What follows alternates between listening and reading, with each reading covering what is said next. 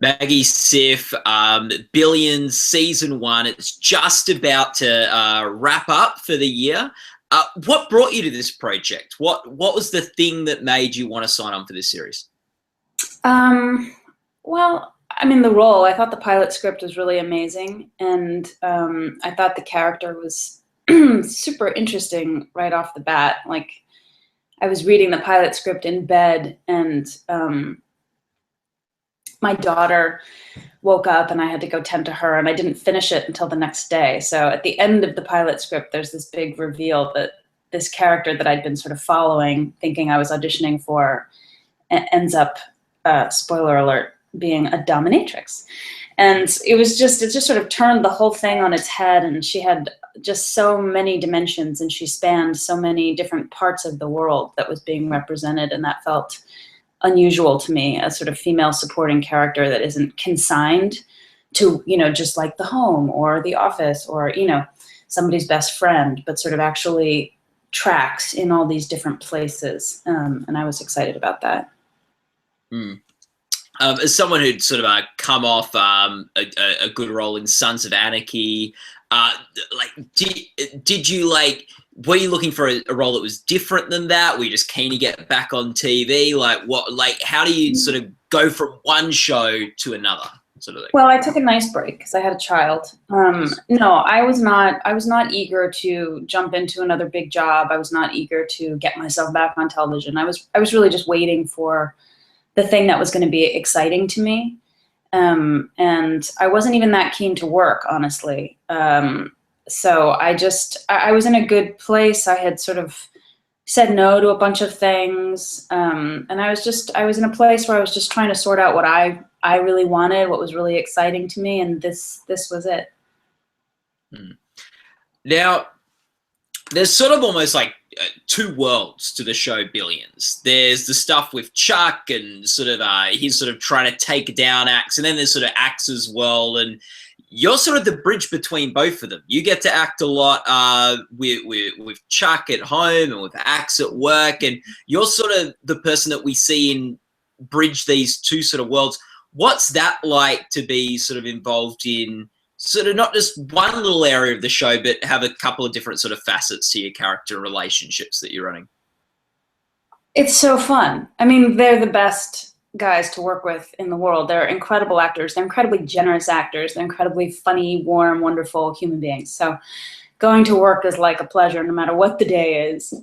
And then, what I think is so interesting about it is that each of these characters bring out really different sides of my character, and I bring out really different sides of their characters. So somehow I feel like what I get to do is expose different sort of pieces of their character in a kind of prismatic way.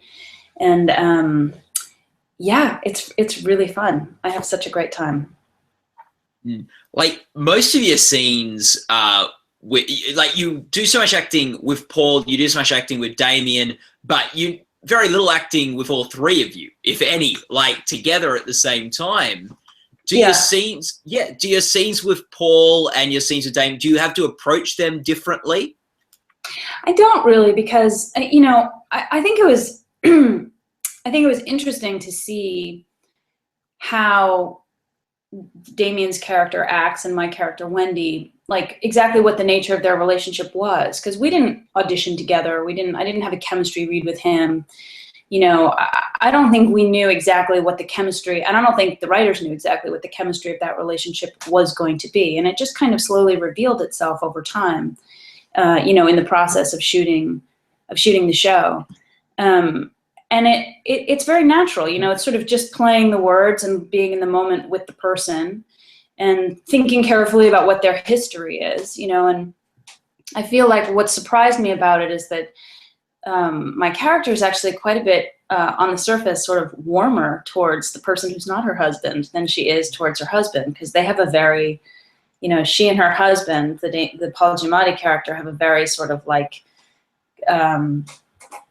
it's a somewhat contentious relationship, but it's a very honest relationship. So there's no filters. They go after each other, They have this dom submissive relationship. It's a relationship that has no everything is sort of exposed. Whereas when you're with her, with the relationship with the Damian Lewis and the Axe character, she's been his therapist for many years, but she's also his friend. There's all this weird gray area. And I have found myself feeling more protective towards the character, and not protective at all towards the person who plays my husband. So it's like, and that's just sort of naturally revealed itself over the course of playing the scenes and establishing the relationships. Yeah. And sort of comes from, like, she views sort of her husband as an equal, but she views sort of Damian Lewis as someone who she needs to help. Like, yes, I think that that's true. I think she views her husband as an equal, as someone who can take it, as someone who should know better. You know, she's really spurring him on a lot to be better, to be bigger, to step up. You know, and I think with the Axe character, she has a sense of his fragility and what she needs to do to help him sort of keep it together in a more, you know, but, you know, along with that is a little bit more tenderness, I think, sometimes. Do you like with working with Paul, like he did John Adams for HBO, so it's not like he's never done anything on TV before, but he's known probably more for his film roles. What's something that I guess surprised you working with Paul? I mean, very, very initially, the thing that surprised me was how incredibly humble he is. You know, you don't walk into a room with him and feel in any way, shape, or form that he's thinking, I'm a film actor. You know, who are you? Like, he was so warm and engaging and inviting, and you know, I had to read with him before I got the role. As you know, sort of my final audition was a screen test chemistry read with him, and kind of instantaneously I was like, oh, we're just a couple of actors trying to work on the scene together, and there was just no hierarchy. And you know, we finished, and I think he really wanted me to get the job. Like, and he was so generous. He was just so generous. And he's also a complete goof. Like, just such a great sense of humor and a lot of laughter on set. Yeah. Has he ever? Do you think of a time when he goofed around, or a classic Paul Giamatti goof from season 1? Oh. I mean, there's a lot of them. I mean, we laugh a lot whenever we have to do our sort of more compromising scenes where we're playing out our sort of dominatrix, submissive roles with each other.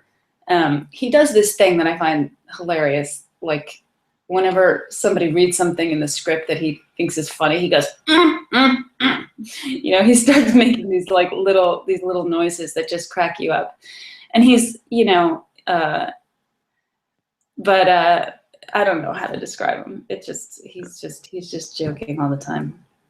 Although he says that that's unusual. I think he feels really at home on this set and has a good time.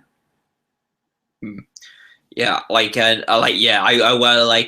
do you sometimes with those more compromising scenes, and when you get scripts and things like that, wonder, oh, what are they going to give us this time? Like the Cattle Electric thing one episode.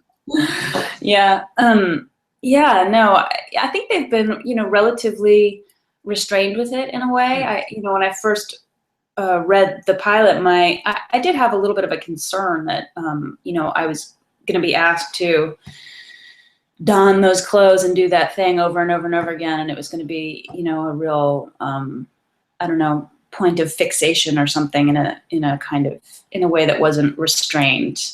And I feel like they've actually meted it out very almost tastefully, you know, for the course of the season, and just to highlight character and sort of story point.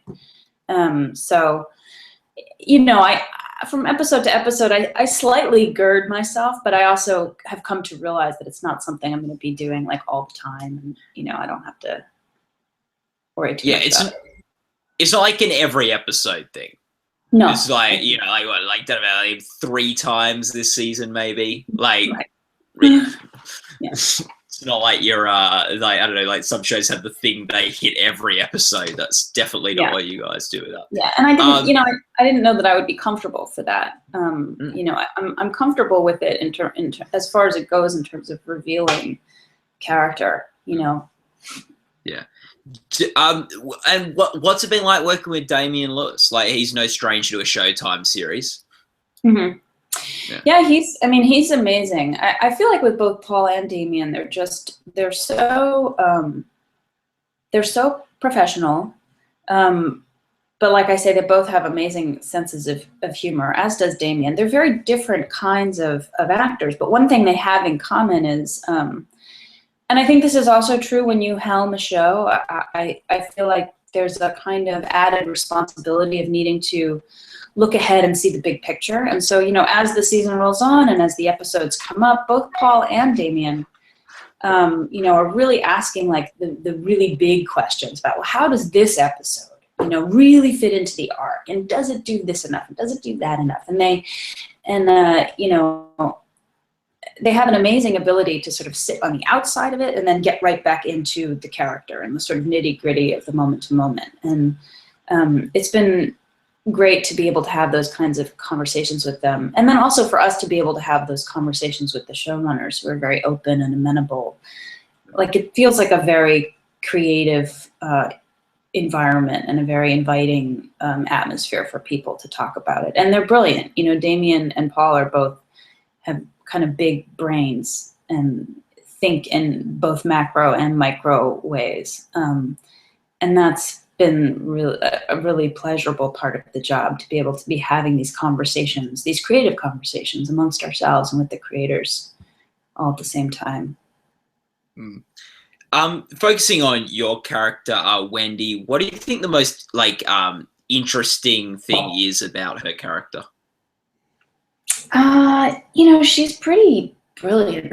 Like, I always joke, I'm like, oh my God, she's way smarter than me. I mean, they're all very smart. I think that she's sort of 3 steps ahead of a lot of people a lot of the time. And playing somebody like that who has kind of that much information at her disposal, both because of how smart she is, but also because of how intuitive she is as a therapist. You know, she's somebody who is very practiced at being in the moment with somebody and then reserving a piece of herself that's sort of sitting back and seeing like a bigger picture all the time. That's been really fun and interesting to play, and also sort of stepping into her shoes in terms of confidence and stature and control. You know, like I often have to like channel her, you know, when I get nervous or if I get anxious, I sort of have to throw it out, because that's not who she is. Like, there's, you know, there's not a lot of room for that. And so I can sort of just invoke her and settle into this place of a really far-seeing psyche, you know, with a big brain, and it's fun. Did you have a favorite moment from for your character from the first season?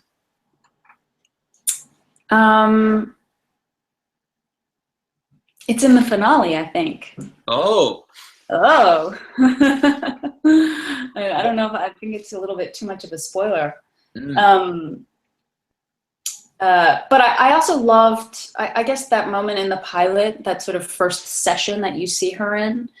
I really enjoyed shooting that scene, and there's a moment where my character like punches him in the chest, and we were kind of improvising with all of that when we were shooting the scene, you know, where she's sort of pumping him up and she, like, you know, pounds him in the chest and surprises him, and I thought it was just, I was so in the middle of trying to figure out like how far this character could go, you know, in terms of this kind of work and what it looked like. And when that happened, I was like, surprisingly, that feels right. So it's not every therapist that can punch their client in the chest and get away with it, but I discovered that she could. when you can. Exactly. Very it's interesting, like, because you got the final airing in this upcoming week, and like as viewers, when you've got a first season show, we don't know what to expect from a Billions season final. Like, some shows try to sort of wrap things up for the season and start with something sort of new for season 2. Some shows end the season on a big cliffhanger. Yeah, huge cliffhanger. We don't know what to expect, and it's probably best you don't spoil it. But is there anything you can like tease us with for the final that's coming up? Well, I will say the show has been very sparing in terms of the number of times you've gotten to see the Damian Lewis character, Axe, and the Paul Giamatti character, Chuck Rhodes, confront each other. So I would maybe say that there might possibly be another confrontation between them, which I don't think is any great surprise, but it is something to look forward to, because those scenes are always really awesome. Yeah, it's something you sort of expect for the season final, them to have a scene together. It's good to hear that is something we won't be disappointed. We know we will be getting that in some capacity in the final. What do you think is the most sort of interesting thing about Billions? I think it's a very well, I think it's taking a look at a world right now where there's it's sort of like hitting a nerve a little bit in the culture. I think, though, more than our creators trying to make a statement about bankers, I think they're trying to investigate what, who is the person, who is the personality that wants to amass billions? Who is the personality who wants to amass political power? What is corruption? Where is the line where somebody is morally bankrupt?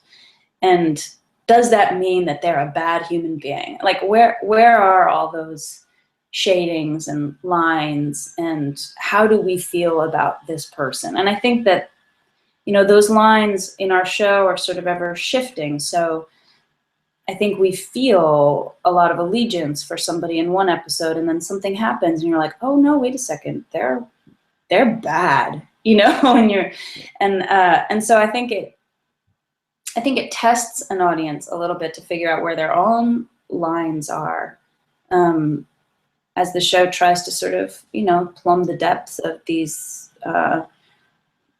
guys who are really, and women, who are really interested in power and money. Now, in Sons of Anarchy, you sang Lullaby for a Soldier. Will you be singing on Billions at all? Nobody's asked me to sing anything yet. No, I don't think so. There you go. We'll wait. But maybe there's enough seasons of Billions eventually. Yeah, that didn't happen till like season, I don't know, 6 or something. Yeah. So maybe season 6 of Billions will get a song from you. Yeah. That might be jumping the shark a little bit on Billions, but who knows? Yeah. Season 6, shows have jumped the shark sooner. It's true. It's true. Oh, I lost you. I'm frozen.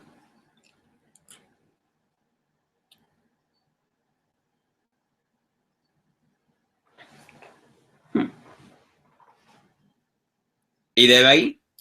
Yes, I just... Did you hear the question? No, I can... Okay. No, I didn't ask it. Ask me again. That's fine. I'll ask you again. Well, you're in season 1 of Mad Men. And you've been in it since 2, but season 1 was your big season on that show. When it began, the pilot episode, all of that. And finally, after sort of 6-7 years, John Hamm finally won that Emmy for Best Lead Actor. In a drama series. What was that like for you? One of Don's earlier flames in the show, to see him finally take that out. I was so happy for him. I was just so happy for him. I sent him a note. I just, you know, I mean, you know, his whole journey with that show and watching him become Don Draper from, like, I mean, being with him in the very, very early days of the show and the character and creating the character. And then I love that show. It's so close to my heart. I watched it all with, you know, it was such a pleasure for me to see all my friends, you know, sort of grow into that show and grow with their characters over time, and then to see them getting as much love and attention as they deserved. And yet, you know, I guess he won the Golden Globe that first year, and then I don't know if he won anything until the very end. It was really wonderful and moving to see him finally win that Emmy. He deserved it. And no actors from Mad Men had ever won until he won that. Like, I know. That was the first acting award at the Emmys that Mad Men had won. Yeah, and I think that's because it's such an ensemble show, but also it's because, you know, the storytelling, Matt Weiner's writing, and the storytelling in that show was so artful and subtle, and the way character accumulated was really. It was just this beautiful, slow moving accumulation over time. So, you know, it wasn't flashy. You know, the acting wasn't flashy, but it was amazing. I mean, they're all incredible on that show and deserved lots and lots of awards. I don't know that people know how tricky it is to sort of embody that style in those worlds with so much sort of subtlety and nuance. Do you have a favorite moment from your Mad Men days? Oh, I guess the moment that I often think about is also from the pilot episode, when it was one of the last scenes in the pilot. It's when Don and Rachel are out having drinks at the Zebra Lounge, and they have this sort of conversation about love. And, you know, it's the first time you see them kind of have this flirty connection. And I remember the day of shooting that really, really strongly, because both John and I were very nervous. We were early on in shooting the pilot, and both of us had to jump through a lot of hoops to get those roles. And we were sitting there and we were just like, you know, we got to get this right. You know, we got to get this right. And it was a long, sort of arduous day. You know, we were shooting up in Harlem, and it was just, you know, smoking like a lot of terrible cigarettes. But I guess I think about that. I guess I think about that moment a lot, because it was sort of like eons before Mad Men was Mad Men. Yeah. What you call love was invented by guys like me to sell nylons. That's right. That's right. That I think that's one of the best lines of the show. Yeah, I know. It's a great line. Yeah. Very good. Very good scene.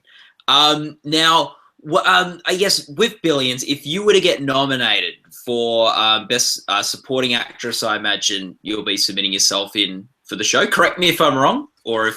No, yeah, I guess, yeah, it would be a supporting role. Yeah. You could argue lead. You're the, like, you know, of all the women in the show, I think you got the biggest role, but I would guess supporting. What episode would you submit if you got nominated?